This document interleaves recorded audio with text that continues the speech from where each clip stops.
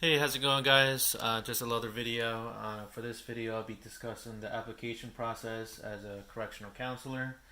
And again, I had the script in front of me just to so I can stay focused and not go off track and go on to different topics and stuff because there's a lot to talk about.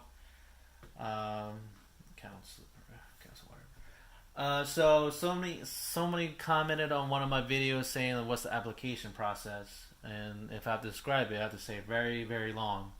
This is probably the most lengthy application process from the application date all the way to the start date. It's been long.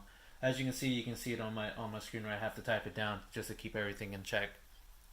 Like I said again, this is the correctional counselor at a level 5 facility for adult offenders. This is the first time working out of prison, so like I said, I did another video about my academy. I'm still currently in the academy when you watch this video.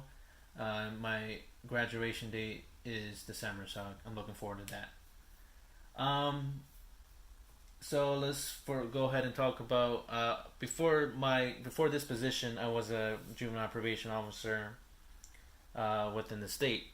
So I was currently was at casual seasonal, so no benefits, but I did get that 37.5 full time hours. I was looking through the same department as a probation officer and as well as DOC, so I applied for both positions, just hoping to get the job, which I eventually did. Since I was a casual seasonal, I do have that as a casual season as a probation officer. I did bring in relevant experience when I got the interview. Let me see. I submitted the application in early April, so I checked the job website for the state on a daily basis. I applied for the jobs I'm interested in. Of course, I got a few rejection letters and I passed the initial screening. I got a few applications saying that I've been approved for the next step, which is the interview process. The interview was set up via email, so no phone calls. I just got an email saying, "Hey, we scheduled interviews for the position. Interviews are held within the facility itself." So I agreed to it. The interview was scheduled for late May, so as you can see, it took about a month to get anything. The interview itself was a three-person panel. I think a couple of supervisors and one higher up. I don't remember their titles, but one of the supervisors, is the one that hired me. So I was lucky enough to get it. And I got a call back. I think the interview was on a Wednesday, and I got a call back on Monday. So less than a week, I got the phone call saying I've been approved, and been go ahead and push forward to the next step. The next step, which was the most lengthy part of the process, was the background check. I had to fill out a few packets of background information, all my addresses since birth, five personal references, so that included friends, employment history, and a list of family members or friends that are in legal trouble or whatever in the past or current. So I brought that packet in, and that process started in early June.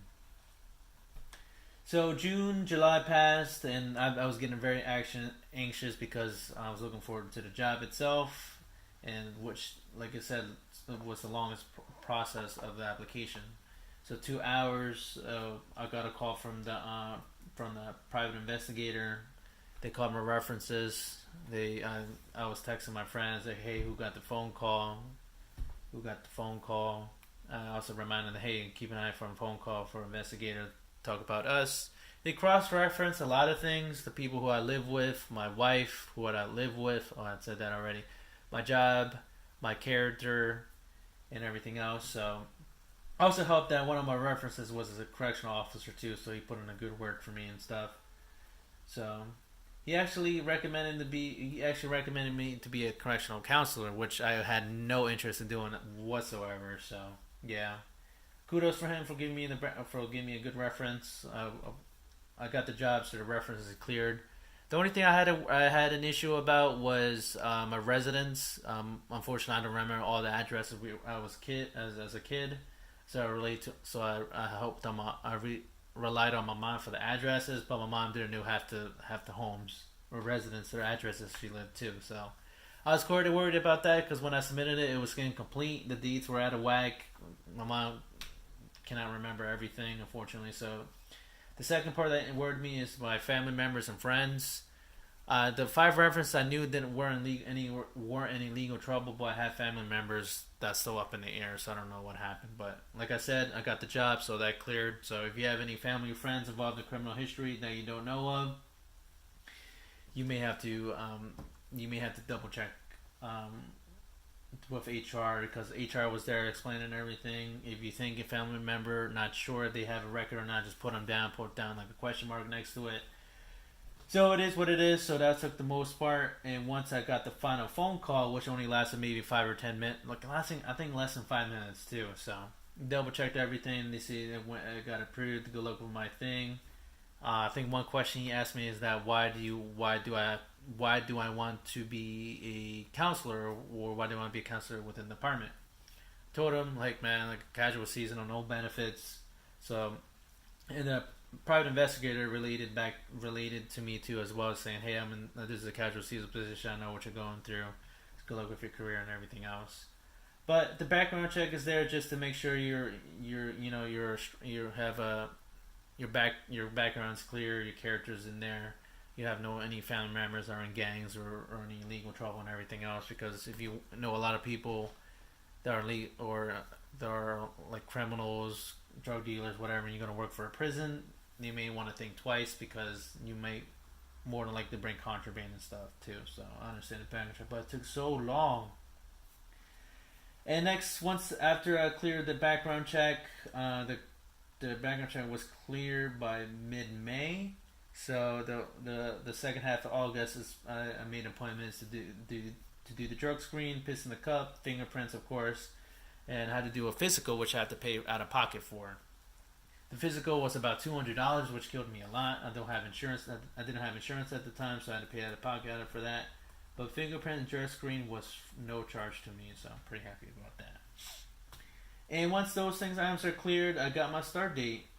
Early September, I got my start date. So my first day I reported to the facility. So, which was a different experience. As a probation officer, I did come in and out of level 5 facilities for juveniles, but it's a whole different environment when it comes to adults and stuff too. So, so that took some time. It's a very lengthy process. So don't quit during the whole process. They definitely recommend not to quit our jobs because anything could happen during the background check, which is understandable too.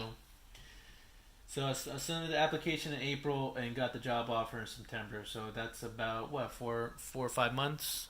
So yeah, that's a video about my thing. If you have any questions, let me know. Like I said, I'm still in the academy. I'm just super tired. I'm super tired when I get back from the road. So it is what it is. If you have any questions, let me know. Leave it down in the section below. Bye.